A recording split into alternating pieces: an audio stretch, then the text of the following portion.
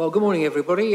Sorry for the slight delay, just waiting for the fire alarm test that never actually went off. So if it does go off, please don't concern yourselves. So good morning, everyone. I'm Councillor Macpherson. I'd like to welcome you to Cambridge City Council Sub-Licensing Committee meeting. There's only one item we're going to skip, if you like, and that is the election of chair. As this is a continuation of last week's meeting, we're going to continue with the panel we've got. Everybody's happy with that. So we're going to do that. So what I'd like to do is just for everyone to introduce themselves, and for those online will be able to hear who you are. So if we go from yourself. Good morning, I'm Councillor Dinah Pounds. Good morning, I'm Councillor Tim Griffin. Good morning, Sarah Stee, Committee Manager. Luke Catchpole, Environmental Health and Licensing Support Team Leader. I'm Kirsty Draycott and I'm a Senior Trading Standards Officer. I'm Adam Wright, I'm a Trainees Trading Standards Officer.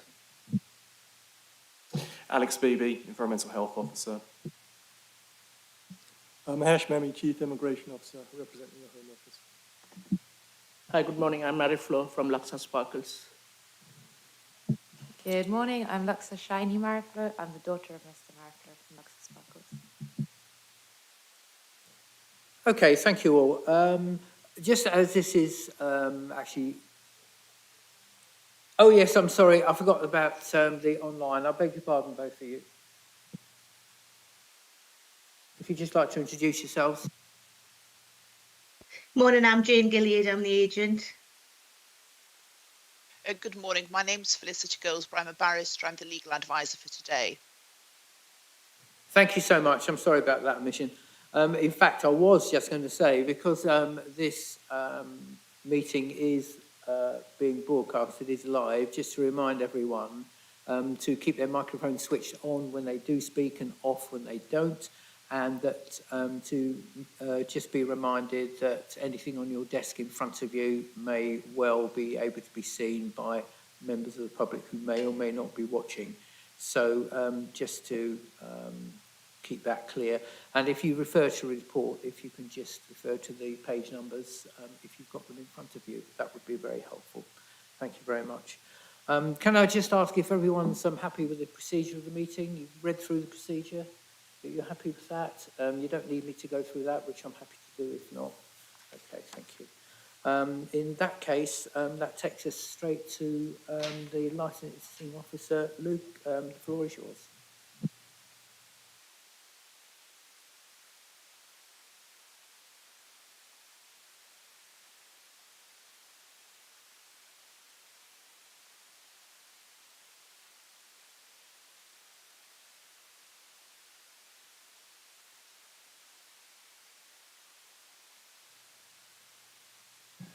Chair, apologies if I may. Could I just check if there are any declarations of interest today?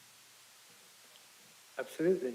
Are there any declarations of interest? So the only reason I didn't do it, I should have done, but because we did it last week, but you're quite right, we should have done that. No declarations, nothing changed? Okay, thank you. Thank you, Chair. An application under Section 51 of the Licensing Act 2003 for a review of the premises licence with respect to Luxa Sparkles, 103 Cherry Hinton Road, Cambridge, has been received from the Immigration Enforcement Alcohol Licensing at the Home Office. The application was served on Cambridge City Council and the premises licence holder, Mrs. Mariflo, on the 14th of February 2024. A copy of the application was also served on each responsible authority. The application is attached to the report at Appendix A. The applicant is seeking a review of the premises licence for the reasons outlined in the application. In accordance with the regulations of the Act, the application was advertised on the premises and at the Licensing Authority Office, Mandela House, 4 Regent Street, Cambridge, to invite representations from responsible authorities and other persons. The last date for submitting representations was the 13th of March 2024. Representations were received from 2 responsible authorities, Trading Standards and Cambridge City Council acting as the licensing authority. The representations are attached to the report as Appendix B. The initial hearing scheduled for Monday the 8th of April 2024 was adjourned. On the 4th of April 2024, information and a statement was provided by the premises licence holder. This has been attached to the report as Appendix D. On the 4th of April 2024, an application was received to transfer the premises licence to Akshayam Limited. The application was to take immediate effect. The application was forwarded to the police, who had until the 18th of April 2024 to make any objection. The application is attached to the report as Appendix E.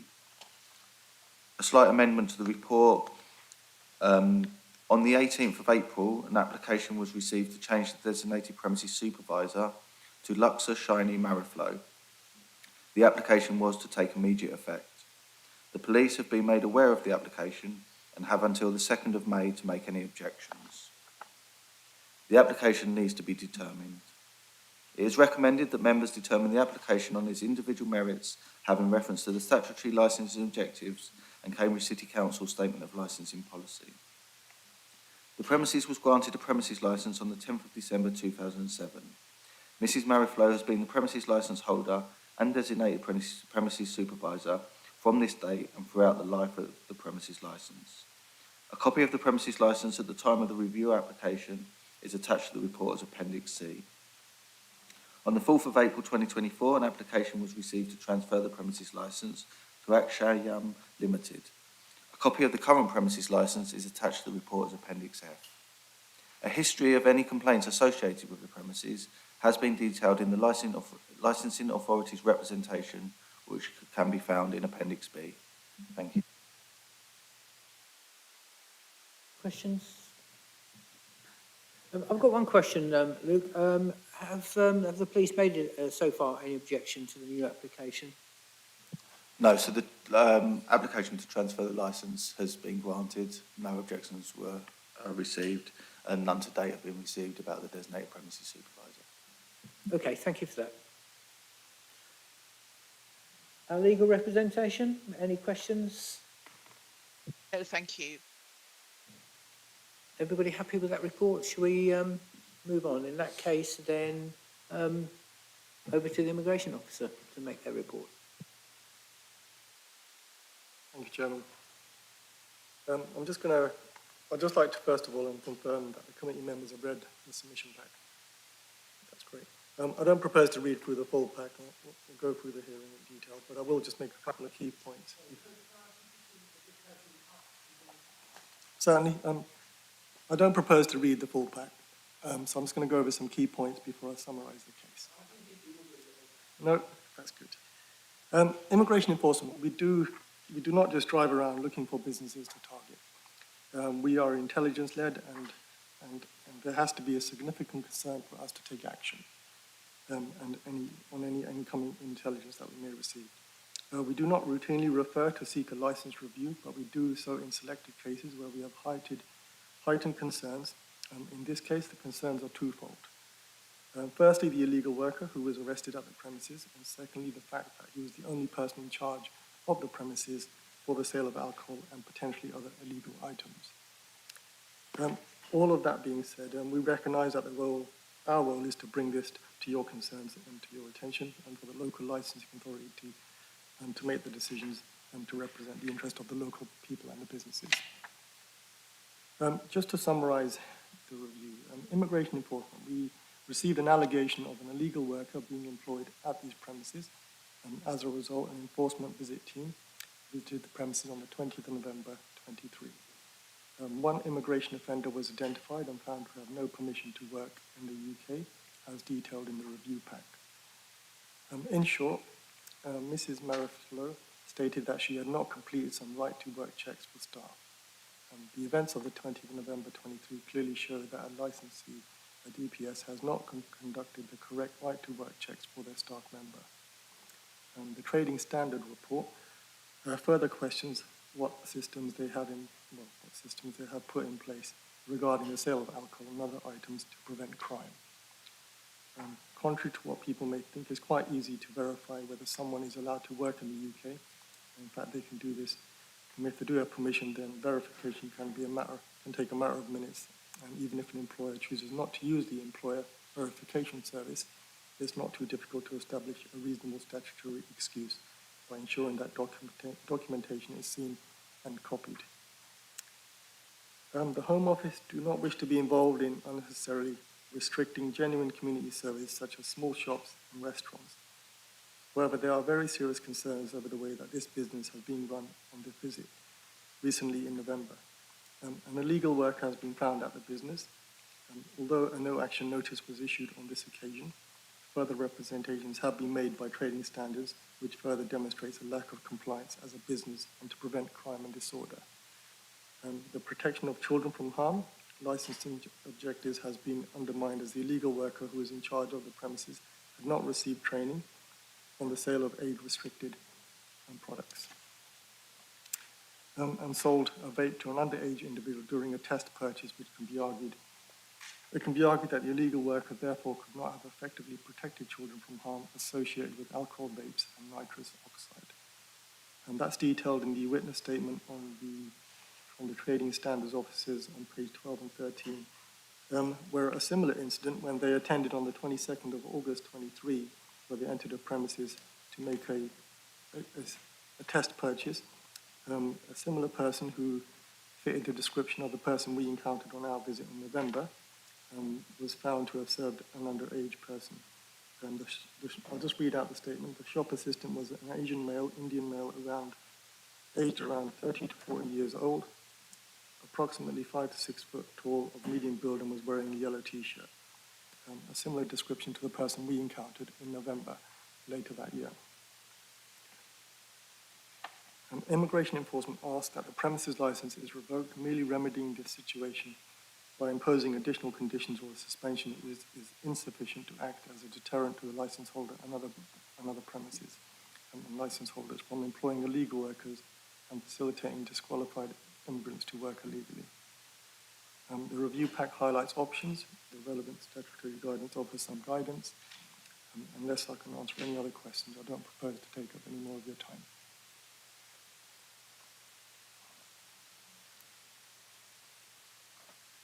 Okay, I have got just one question. On page 23 of the report, entitled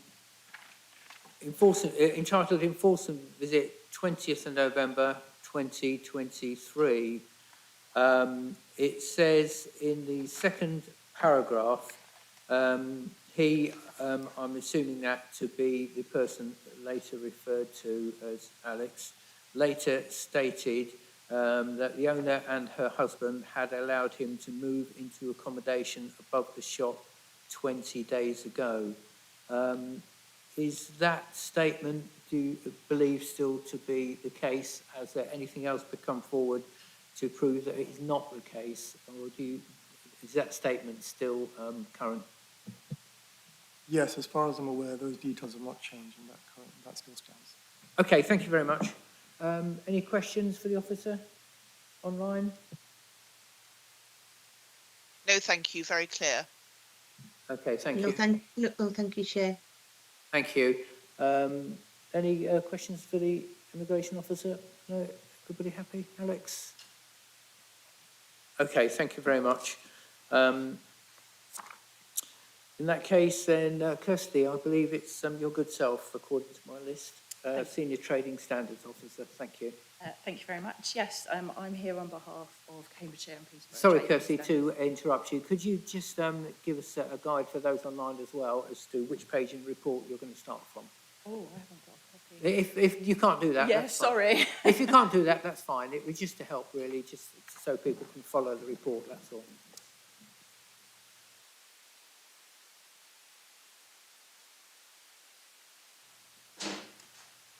Only there's quite a lot of information here, and it's quite nice for people in the room to be able to follow from where you're going from.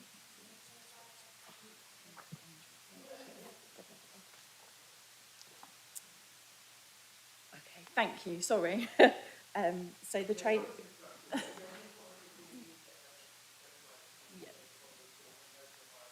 Yeah. So trading standards information begins on page 51 of the report. I'm just going to briefly talk through. Don't propose to go into huge amounts of detail, hopefully. So, starting in 2022, we first sent advice to the shop known as Sparkles ahead of a test purchasing exercise that we then undertook in August 2022. And that was in relation to a test purchase of alcohol where a can of Sam Miguel was sold to a 15-year-old volunteer. In November 2022, we conducted interviews with the seller, the DPS and her husband, and as a result of that, cautions were offered and accepted. Following that, in February 23, we sent a further advice letter in relation to underage sales, which was followed up by a further test purchase of alcohol where the 14-year-old volunteer was refused the sale.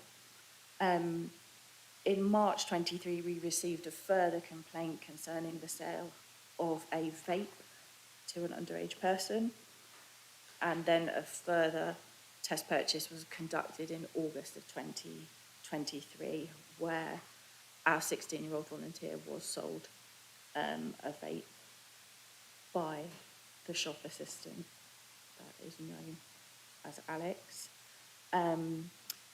So following that sale, we interviewed both the DPS and her husband again concerning that sale. We were given conflicting information regarding the immigration status of the seller. And the DPS informed me during that interview that she'd left that person in charge of the shop while she attended a beauty appointment. Moving on to October 23, we received a further complaint from a concerned parent whose 16-year-old had admitted to regularly purchasing alcohol from that premises. So as a result of that, I emailed requesting both the refusals register entries and the CCTV for the relevant time period of the alleged sale. It was myself that made a report into immigration concerning the conflicting information regarding the shop assistant. In late October, we get a further complaint from a parent, again, whose daughter admitted to regularly purchasing alcohol from that premises. So as a result of that, I sent a chaser email regarding my original CCTV request and advising them of the most recent complaint we'd received. I didn't ever receive a response to that one. Again, in November, we got yet another complaint, this time concerning a 16-year-old admitting to buying hand-rolling tobacco from Sparkles. We then received further information that the shop was selling illegal vapes, and as a result of that, we sent the shop an advice letter to advise them on the rules around vapes and how they could comply. In February 24, we carried out an unannounced inspection in relation to the illegal vapes, and the shop assistant present at the time of that inspection was the same shop assistant who was present in August, who sold the vape to the underage volunteer whose immigration status was the one we were concerned about. That inspection was carried out in the afternoon. It was quite busy. There were lots of teenagers coming into the shop attempting to buy age-restricted items, and the shop assistant really struggled to communicate with those people to explain why the sales was being refused. Cambridge and Peterborough Trading Standards have recently prosecuted the limited company Lakshini Limited in relation to the vape sale that happened in August, so that's now been concluded. Our concern is that the licensee in the DPS was failing to uphold the licensing conditions, particularly in relation to the protection of children from harm and the prevention of crime and disorder. Thank you. Okay, I've only got one short one, and that's only because I couldn't quite hear you, and that was the date in 24 that you did the inspection, as you said, in August the previous year. The same person was there, but I didn't quite hear the date in 24 that you went back. Sorry, my It was fault. the 12th of February, Yeah, 24. I thought you said February. Thank you. Yes. Just checking that. Thank you.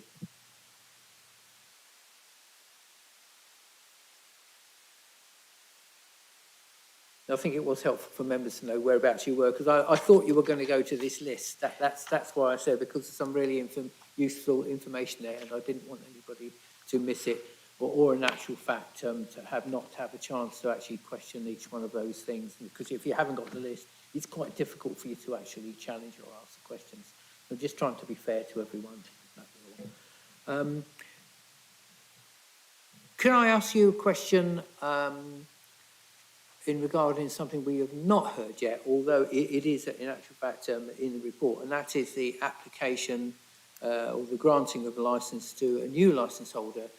Have you or are you about to raise any objections to the new licence holder? I don't believe trading standards have the right for a transfer of licence to comment. No, but you've got the report here, but you can say whether you would support a new licence or whether you don't. That's sort of what I was after. But if you prefer not to answer at this stage, that's fine. Yeah, I'll leave it for now. Thank you. That's fine. Thank you.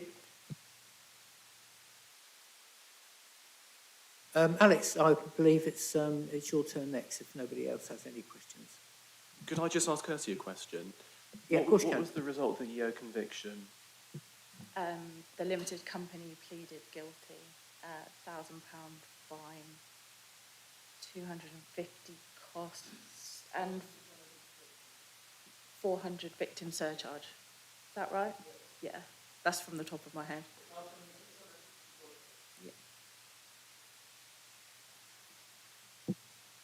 Thanks for that, Alex. That was a useful question. Thank you. Chair, could I just ask a question, please?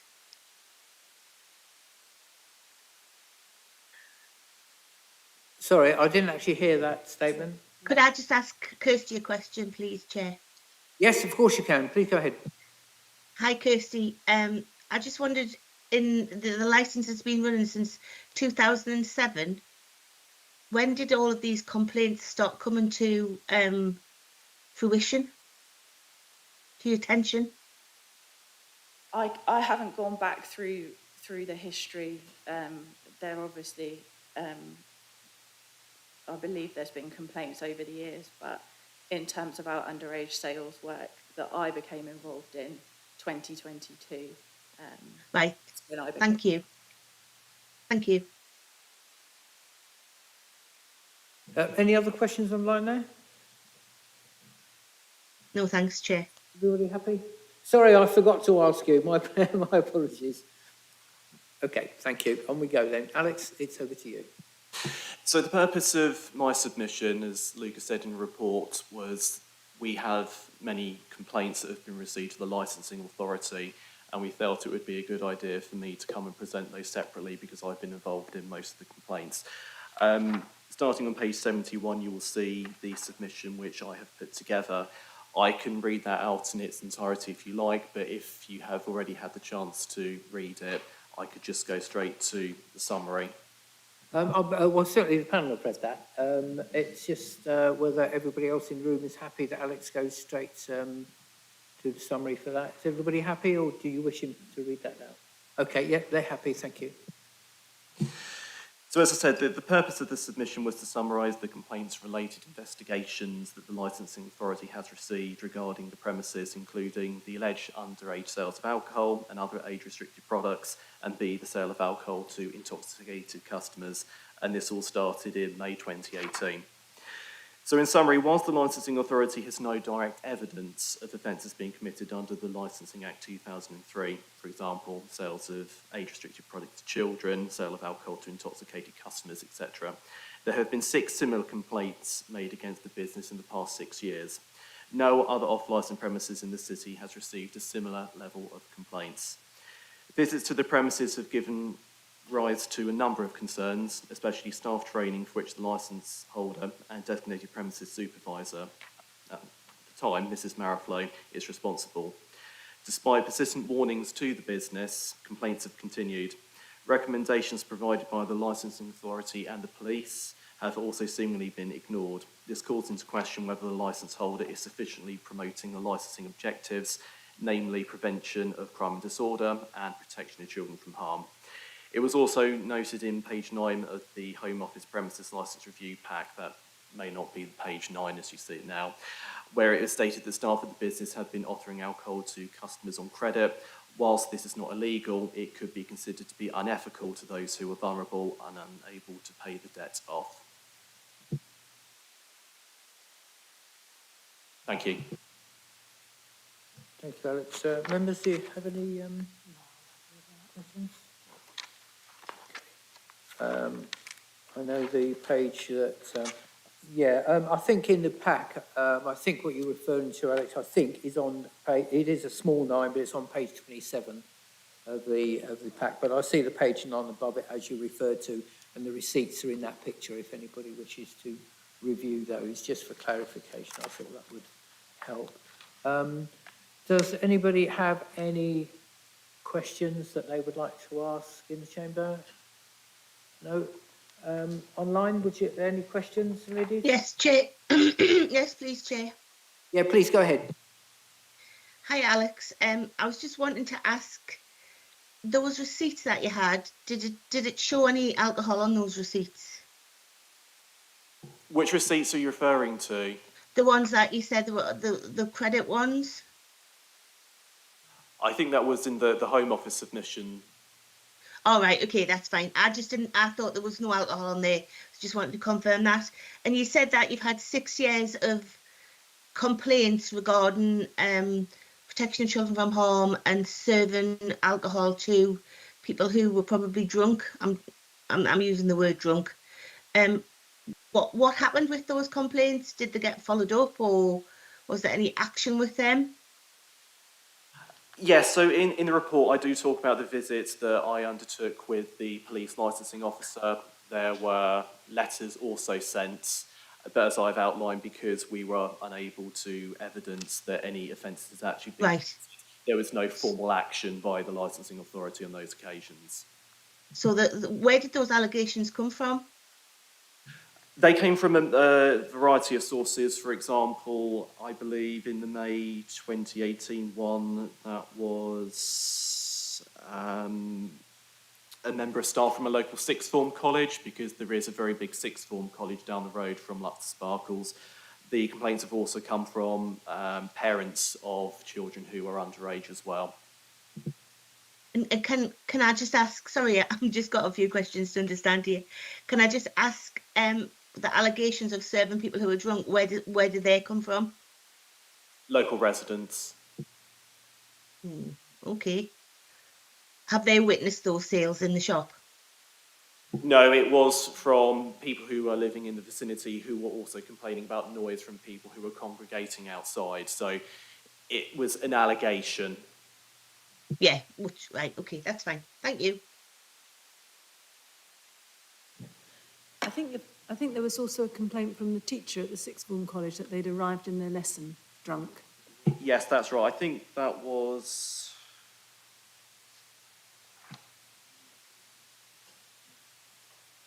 Yeah, but that would be an allegation that's gotten, like you say, that's no proof that came from that shop. No, that I believe that was the May 2018 one, and it was said that the student, when they got back to the college and had allegedly bought that bottle of alcohol from Luxor Sparkles, they then had to go to hospital due to the amount that they were intoxicated, allegedly.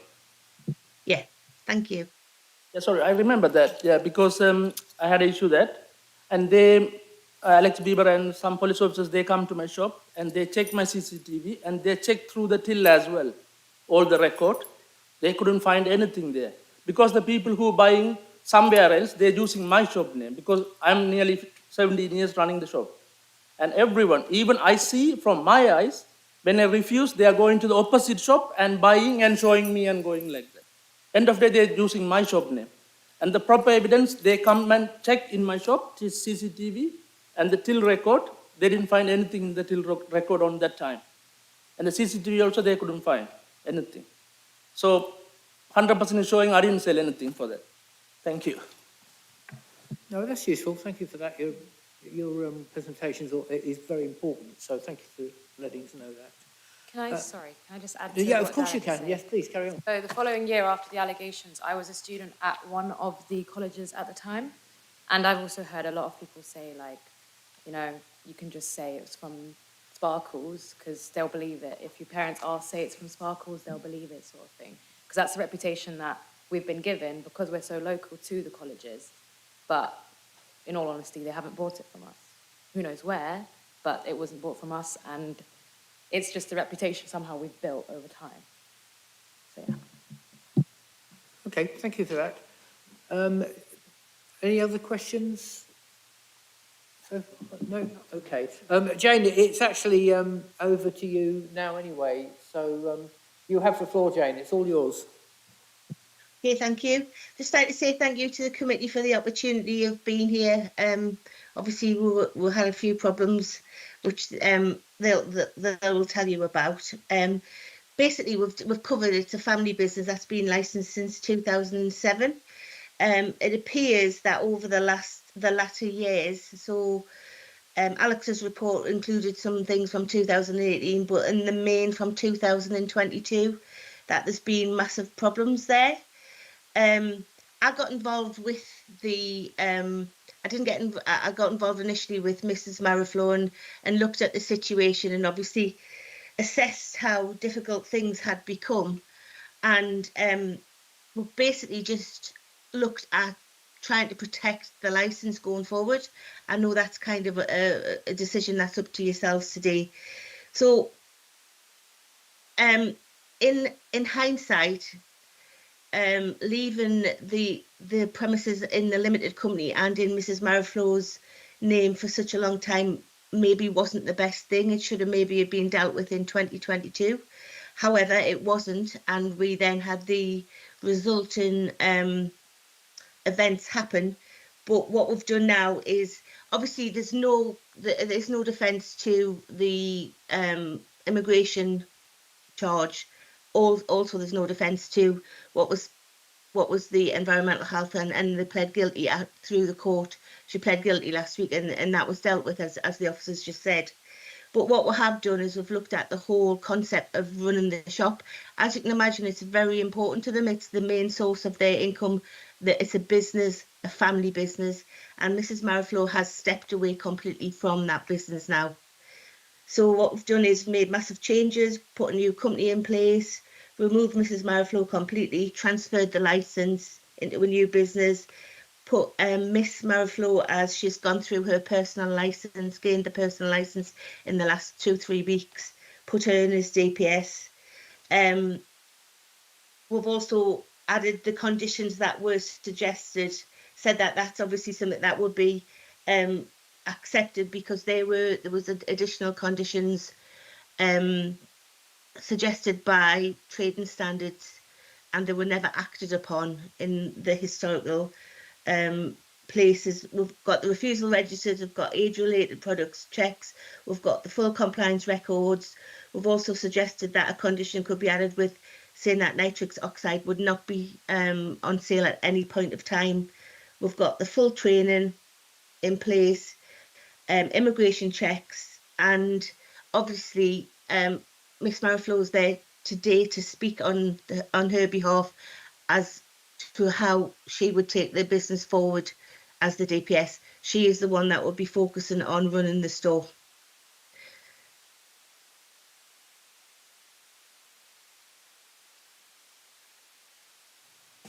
Okay, thank you for that. Any questions? No. Any questions? Okay.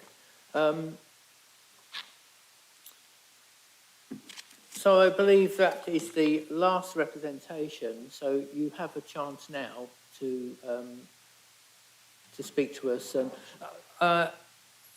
My colleagues at the moment don't have any questions, but I have if not questions, concerns.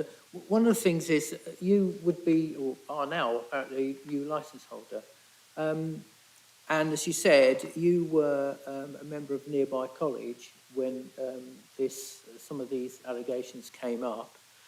And you've also told us that it was perhaps a reputational thing that your premises actually was accused of doing things, but in fact didn't do them all. So how long have you been associated with the shop for a long time? I was always in and out of the shop purely because it was local to all my schools growing up. But I wasn't involved in the handling and running of things until now, basically. I've been at university for the last 3 years, and my mum has a condition over the last 3 years, and that was when I think everything sort of started going downhill with the shop. So I took the decision to kind of take over and push mum out of the story completely. My mum being Mrs. Manflon. Pardon me if I ask you just a couple of questions. And that is because we've seen in the report, and in fact there are the photographic evidence here of various items being sold in the shop, illegal vapes and so forth. And that is obviously, is going to me, obviously anyway, is going to form part of the reputation that you've already admitted the shop had. So there's illegal vapes there was nitrous oxide canisters, and indeed also tobacco that had not been duty paid. So there was lots of items in the store and being sold there that were in fact illegal anyway. And so would you not think that that's probably contributed rather a lot to the reputation of that shop, because people could go there and buy those illegal items? Now, what's in my mind is that, as you've already said, that there is a reputation there. One, is there still a reputation there? Two, if so, how would you combat that reputation? And how do you see yourself being able to move forward and leave these items? I know they've been dealt with by other places, so I'm not asking that. I'm looking forward now, because it's quite difficult, isn't it, to move forward from this position and be able to run the business without having further issues with people attempting to buy illegal goods. And we've already heard a group of young people being particularly challenging in the shop and being very difficult to control. So all those factors in the future, not about because it's part of the past history of the shop, and that's just the way it is, it's documented here. How, if we're looking forward to say, well, okay, how is that going to be dealt with? How would you adequately address those issues to give confidence that a new licence holder would turn these premises around to be something completely different to what it was? I'm sort of interested to see how you feel about that. Okay, so with regards to the illegal goods, for example, the tobacco that was found, the tax-free ones, those were for personal use strictly. I bought them when I was coming back on a flight for my dad, if I'm honest. And they were strictly for personal use. They were not sold to anybody, and they will not be sold to anybody again. If God forbid it was, it won't be. The vapes also, I believe they were there from previous stocks, but since then I've checked all stocks that have come through into the shop. All the invoices have gone through me to make sure that there is nothing that shouldn't be sold in the shop. And as well as there was the vapes and the cigarettes, yes, okay. So from now going forward, and it has been for the last week or so, all the stocks have been coming through me. All goods that have been bought have been coming through me. I cross-check everything, and nothing that shouldn't be in the shop isn't in the shop and will not be here going forward. Also, with regards to the reputation, I believe the only thing we can do is sort of work forward and show that the reputation we hold will not be there any longer. And that means, for me, I find it easier to turn down underage sales and this or not, because I'm also of a similar age range and such. So it's more of a smile, I'm sorry, I can't do it. You know, you've got to be this sort of thing, and a valid explanation rather than, no, I'm sorry, not happening, sort of thing. So I think that also helps. And I think with the people that sort of come in, I'm either known by their older siblings or that sort of thing. Like, it's sort of a community in the area, because I went to school with their siblings, or their parents have known me since I was younger, that sort of thing. Generally speaking, not obviously everybody. So I think I haven't had any issues with turning down anything at all when I'm there. And I will also be making sure that all sales come through me if there are any questions or doubts about it. If there are any questions on the status of the IDs, whether they're real, whether they're fake, that sort of thing, it will all be cross-checked through me. I'll be there every day. So I believe it will make a very, very big change, and no more faults will be seen on our part going forward. Yeah, thank you very much for that. Councillor Pounds, please. Thank you. I think Councillor McPherson has asked quite a few of the things that I was going to ask you, so that's really clear. So is anybody else employed in the shop? Obviously, you're not going to be there for the full hours. Currently, it's just me, my dad, and my uncle, so my mum's brother, who's helping out, sort of thing, just because it jumped from mum being there also to just me and dad. So we've had my uncle, who also is a personal license holder, to be there with us if need be. It's just because we're doing school runs, it's either me or dad, so one of us sort of needs a second person in the shop with us. So he'll be helping us out, but mainly it's just me and dad. Thank you. Mr. Merriflow, can I ask then, how much involvement are you expecting to continue to have? Is it a full-time post for you there, working in the shop? Me? Yeah, of course, yeah, I'm going to be full-time. Mostly, but because, my condition, my knee pain and everything, so I had to do a cashiering and everything for her mainly. So now she's put the advertisement for the staff. So once we get more staff, then I will do only cashiering and shopping for the shop. That's all I will do mostly, yeah. Thank you. And can you tell me about the premises above? What's above the shop? I have a rooms there because sometimes I stay there, and I took the house upstairs for my staff, whoever work. Before I had 2-3 staff, so they stay upstairs. But sometimes if I'm work late night, 11:30, say sometimes I stay there as well. So I keep one room. I rent out one room there. So since I took the shop, I'm keeping the house upstairs. So you rent out one room? One room, yeah. Thank you. Could I just add as well, Chair, please? Could I just finish? Could I just finish, please? Yeah. Oh, sorry. No, that's fine. It's sometimes difficult online. That's fine. We understand. Thank you. Yeah, There's just Karen. one thing about the name. So there's somebody called Vivikan Satha. Sorry, I can't pronounce that mouth. Is that you? No, that's my. That's my That's uncle. what he said, uncle. Yeah, my Oh, wife's that's your brother. uncle. Yeah, Yeah. the one with the Thank personal you. Yeah, license. I just wanted to check. Okay, if I can just draw your attention to, we have a copy of the letter, it's that document. It doesn't have a number on it.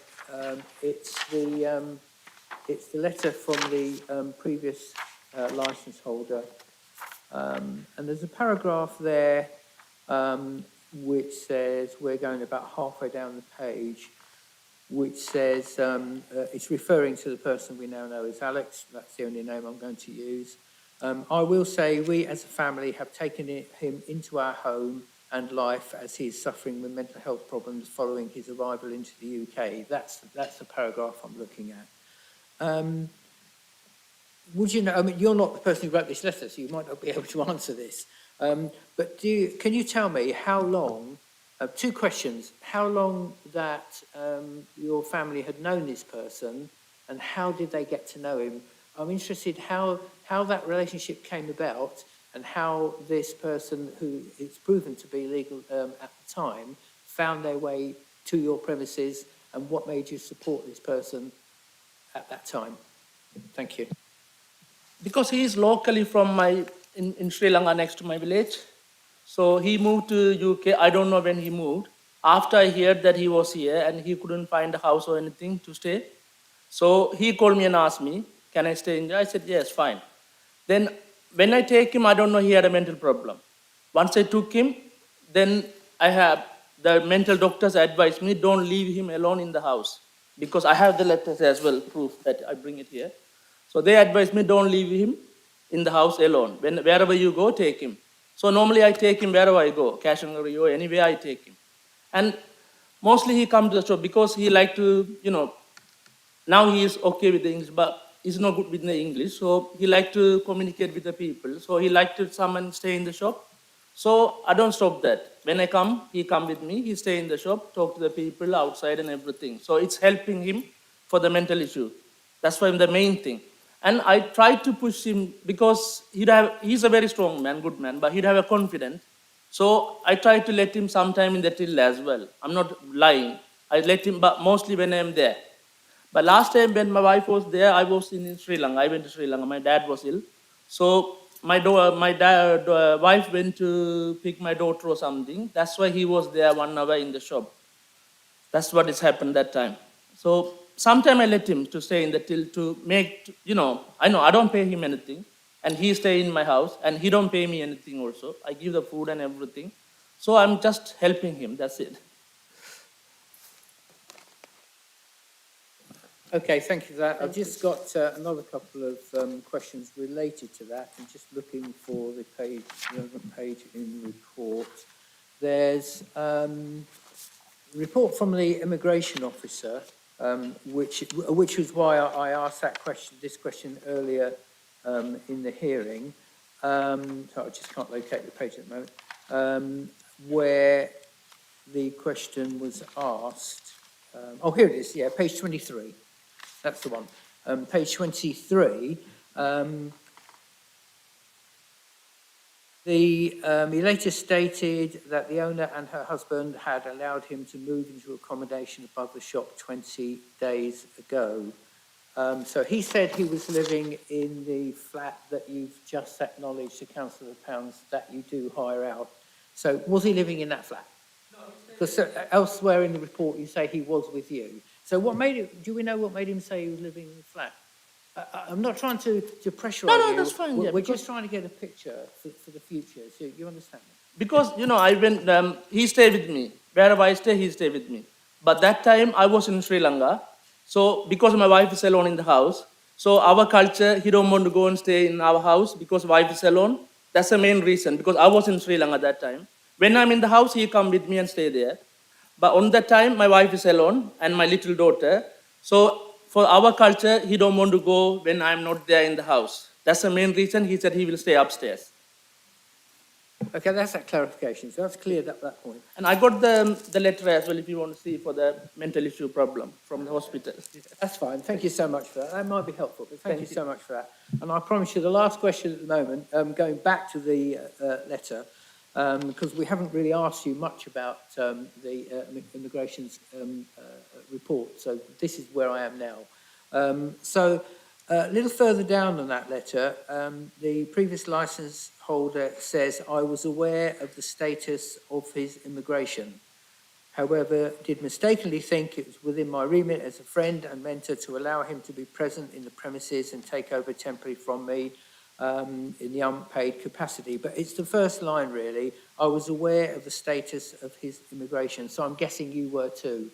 So my question there is, as you were aware of his status of immigration, I'm just interested why that you didn't take the necessary steps that would be required for somebody in this country illegally.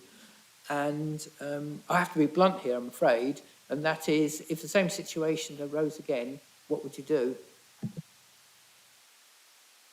I didn't think to employ him in my shop because he come with me. When I'm in the till, he just do something, I know. Because he don't like to stand or sit like that. And he can't stay in the house by own. So he come always with me and just walk around or talk to me, That's what I do. I didn't think to employ him. So that's why I didn't think that time. But if I employ someone, always I check the, NA number, passport, I take everything, copy and keep it in my file. Before I had a previous staff, I normally do like that. But I tried to help him because he had a mental issue. I can't leave him alone in the house. So I take him with me always wherever I go. Okay, thank you for that. Members, any other questions? No, I think I'm fine. Okay, we're back online in that case then. Did you wish to say anything?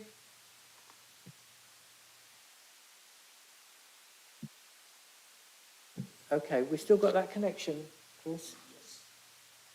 Can I just add Yeah, to oh yeah, Dad's please do, point? yes. Sorry. I just wanted to say that I was unaware of all of this happening at the time, and had I known, I would not have been okay with it, because I think it was a bit stupid to have somebody in there in the shop. Yeah.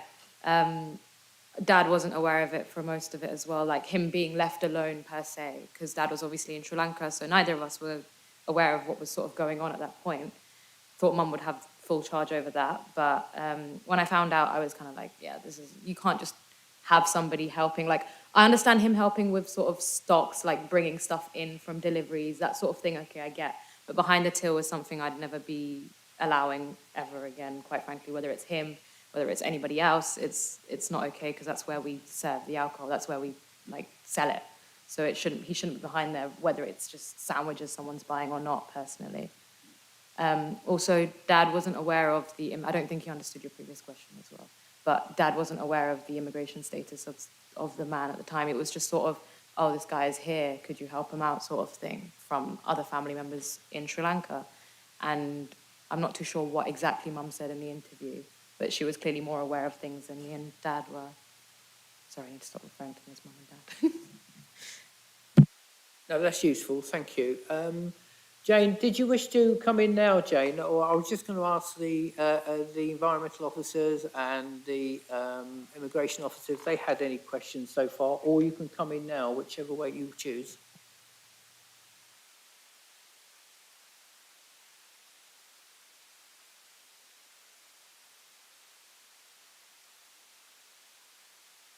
Okay, in the absence of Jane dipping in there, can I just ask the officers if you have anything that you'd like to ask on what you've heard in the last few minutes?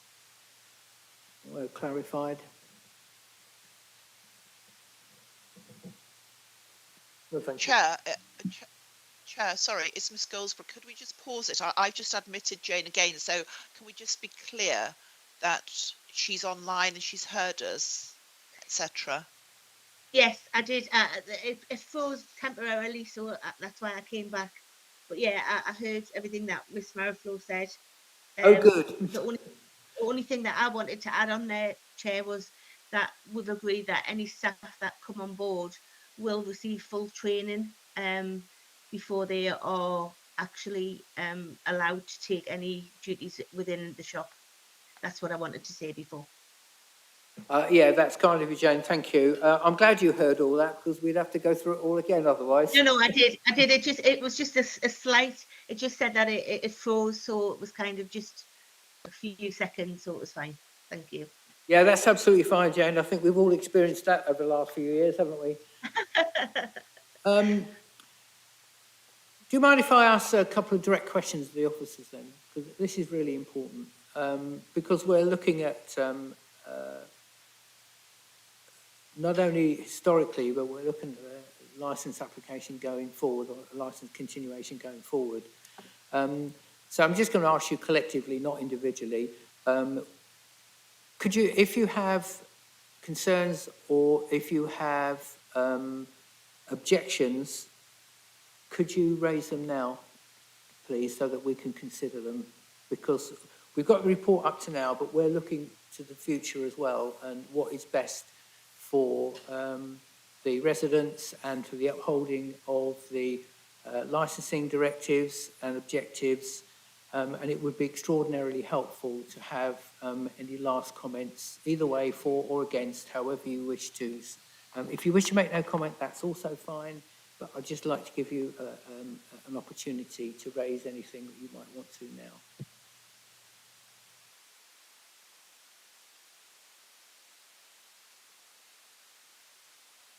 No comments. Just to ensure that the licensing objectives are upheld with the prevention of crime and disorder and the prevention of protection of children from harm. Just ensure that happens, and I'm happy with that. And that is our objective as well, absolutely, and that's why we're all here. I think it's just important to get that out there as a situation is different to what it was. I just need to understand from a professional perspective how the officers feel. Because it's very difficult for a panel to make any sort of decisions if we don't have a feel for how what your professional opinion is at this stage. Now we've heard all the representations. So I will just ask everyone, those online as well, Jane online as well, if you have any final comments to make before I ask our learned colleague to make any comment that she wishes going forward. So, Jane? No, thanks, Chair. I think we've covered everything. Thank you. Okay, thank you very much. Yeah, please do, yeah. So with regards to the objectives and like safeguarding of the children and nuisance, that sort of thing, I just wanted to say it's something I hold quite close to me because I've got a 12-year-old sister as well, and I wouldn't want my sister to be in the same position as people being influenced by alcohol and whatnot at that age. So it's something I would not let slide at all easily in any way, shape or form. It's going to be readily and steadily checked and made sure that everything is as smooth as physically possible. And the reason I want to get so involved in this is because we've had the shop since 2007. I was 5 at that point. So it's very close to my heart. And it's also our main source of income. Like, it's what's brought us to where we sort of are now. And it's not something I'm going to let slide easily. As soon as I heard there was all of this stuff going on, they didn't keep me involved for a very long time, but as soon as I heard it was going on, I stepped foot and I've decided to take over now. So I can assure you that it's going to be under full control now that I'm here. And it's always been a very, very important thing, like place for me growing up. So I will not let anything get out of hand again, is my statement for you. Thank you, that's useful. So you see this as a long-term move for you, because you've just, as you said, you've been at university, you may have a completely different career in mind, but you see this as something long-term going forward. Okay, thank you. So one last call for anybody, any other statements? Luke, you have the last word. Yes, Chair, can I just refer you to your options on 5.2 on page 10? Members should take such steps that they consider are necessary for the promotion of the licence objectives, and the subcommittee may resolve to leave the licence as it is, to modify the conditions of the licence, to exclude a licensable activity from the scope of the licence, to remove the designated premises supervisor, to suspend the licence for a period not exceeding 3 months, or to revoke the licence. And members must give reasons for their decision. Thank you. Okay, thank you for that. I'm sorry, Felicity, I don't know whether you received all that, and if you had any legal comments to make, anything we may need to consider. I don't have any comments or questions at this stage, other than my professional evaluation has been a fair process. Thank you. Everyone's had the opportunity to speak, etc. Thank you. Thank you very much for that. In that case, ladies and gentlemen, we will vacate from here and we'll have some initial discussions. If you, as I normally say, if you give us about 30 minutes, 40 minutes or so, then we'll come back with some sort of manageable timescale, whether we're going to make a decision today or, and if we are, the sort of timescale that's going to be, so you're not just hanging around wondering if you're going to be here for an hour or 6 hours. So give us 30 minutes, 45 minutes or so, just to sort of evaluate that and come back with some sort of timescale for you. Is that acceptable to everybody? Thank you so much. Thanks, Chair.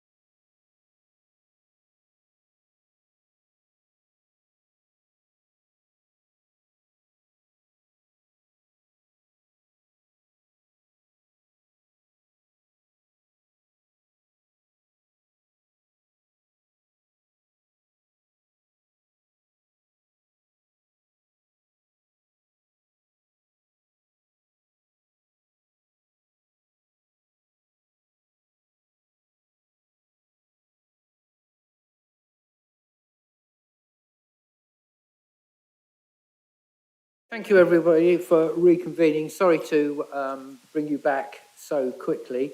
It was just, sometimes this happens when we have initial deliberations, just another couple of questions pop up.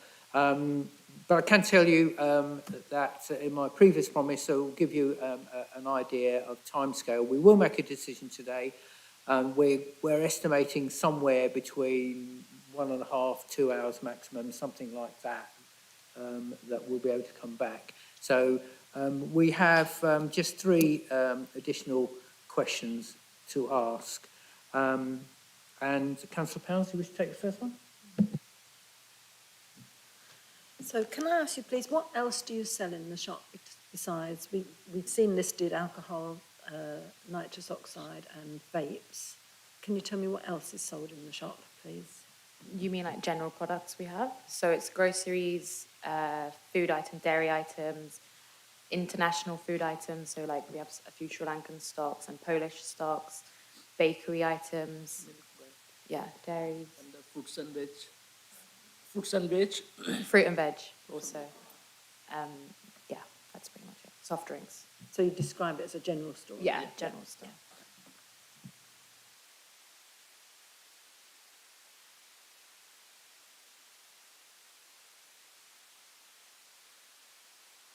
Also, just to confirm, there is no more nitrous oxide being sold in the store, if that was a doubt at all.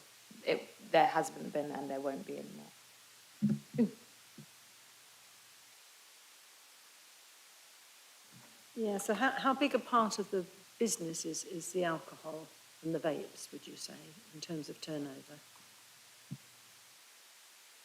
I'd say it does play a very big part in our income for sure. I feel like without it, there would be no point having the store, quite frankly, in that specific location, as well as the amount of stock we have, and with the amount of vapes that have been sort of sold over the last few years in general around the world, it does play a very big income in our shop.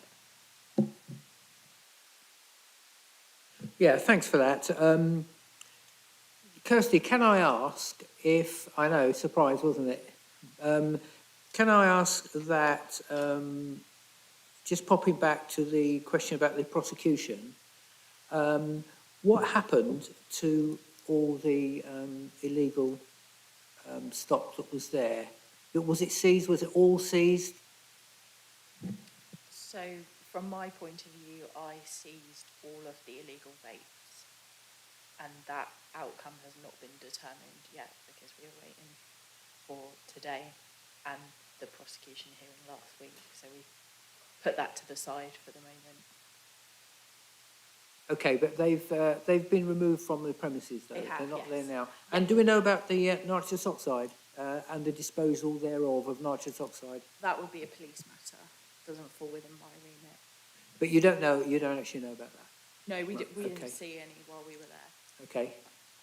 I'll go back to yourself in that case. So you said that the nitrous oxide had been removed. What happened to it? How was it disposed of? Do you know where it is now? Because, of course, possession thereof is also illegal now. So we'd just like to know where those canisters went, how they were disposed of, and what their location is. We don't stock that much. We normally get once a week, but once they banned, I think January or February, then we stopped selling that. We don't have any of them. It was given back to the sailor, the socks. We got rid of it completely. I'm sorry, I just need to be clear where it is. So it went back, so that went back to where it came from? Yeah. Okay, okay, so did they come and collect it? You know, we're quite keen to know where those are now, that they're not in the shop anywhere and that they were disposed of legally and they're, okay. So normally every week I get delivery for all the stuffs, like the papers, Rusla papers and kind of this. Some people they deliver, so they deliver this one as well. But after January I stopped taking that.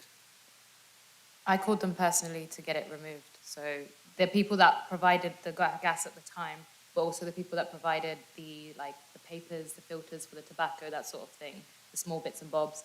So when I knew that it was in the premises, I told them to come and like take it when they did our next delivery for the rest of the stuff. So it was removed completely and legally.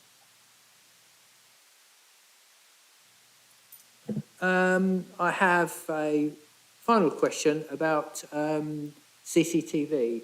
That is that still in the premises and operational, and there are people there who actually know how it operates, and should that footage actually be required by any enforcement agency, be it immigration or any enforcement agency, that whoever's on the premises would be trained enough to be able to retrieve that information and make that available to those agencies.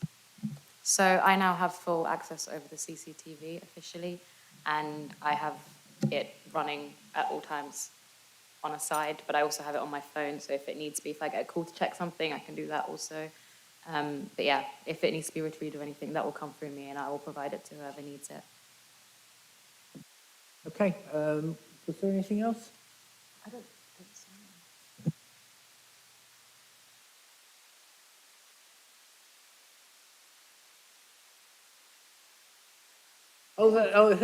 So that's inside of the shop. Oh, yes, I can see. Yeah, I can see what you mean. Yeah, no, that was useful. Yeah, that's useful to see that. We have Thank you. 2 cameras, one facing the customers and one facing the staff. That is 24 hours monitorable. And then we have a few that are inside the shop itself that aren't recorded, but they're there for us to see like what the customers are sort of doing at the back. Yeah. Okay, so they're like slave monitors to the actual. Okay, so there's not 2 recording systems. It's one recording system. You've got 2 slave monitors. Okay, and how are the slave monitors viewed? They're on a TV sort of within the display of our sort of the staff seeing it. So we can see sort of around the corners, that sort of thing. And are those monitors actually available to the public? Can the public see those monitors as you come in? So they're not recorded anywhere, but I know what you mean. So it's to combat other crimes and theft and so forth, isn't it? So are they noticeable, are they viewable to the public as they come in? Yes, so they're sort of within just like everyone can see them. The customers can see it, we can see it, and the cameras are like visibly positioned so they can see that they are being monitored. And you've got the signage outside the shop saying these premises are covered by CCTV and the licence holder of that CCTV and how it's operated. And there's normally a contact number, isn't there, for anybody who is actually in charge and responsible for that system. Currently, it's still got Dad's phone number on it, but that does need to be changed. So thank you for reminding me. Okay, no, that's fine. Thank you very much. Anybody else?